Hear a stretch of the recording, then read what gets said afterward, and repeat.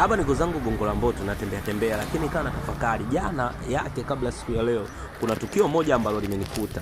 Nilikuwa na rafiki yangu mmoja akaniambia bwana nipeleke town nielekeze chimbo fulani. Unajua mimi kule kidogo ni mtaalamu kidogo wa masuala machimbo ya kufanya biashara.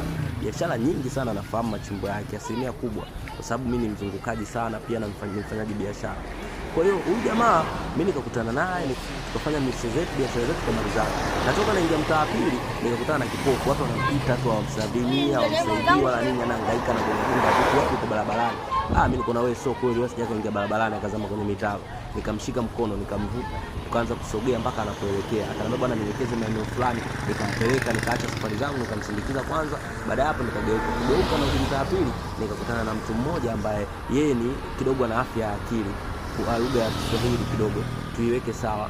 Kwa hiyo jamaa nikamkuta pale ameinama hivi anamchagua nguo, anataka kuivaa, akamtimua akamfukuza kwa sababu ya afya ya akili. Unajua mimi nikicheki yule jamaa yuko kufuaza pia alikuwa anapiga siku ya jana. Nikasema sio kweli, mimi bwana ndani nina nguvu za Mungu, kwa hiyo siwezi kuruhusu haya mambo yanaendelea kujitokeza kwa sababu mwenyewe ni mpambanaji pia. Yule jamaa nikabidi nimshukuru, bwana njoo nguo gani ulichagua? Akaniambia hii hapa. Umeona?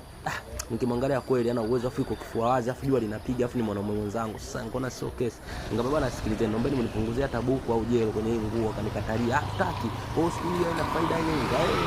Mambo sio mengi, sikiliza na hapa hela.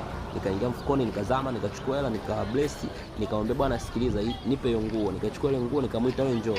Nikaona huyu nikimpa anaweza kaenda kule asijue maana yake. Nikachukua nikamvalisha.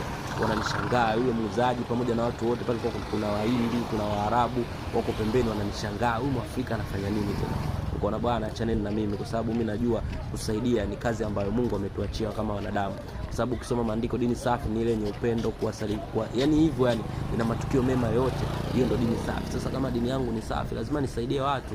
Kwa hiyo jamaa alishukuru, alifurahi. Mungu awabariki sana, share na watu wengine.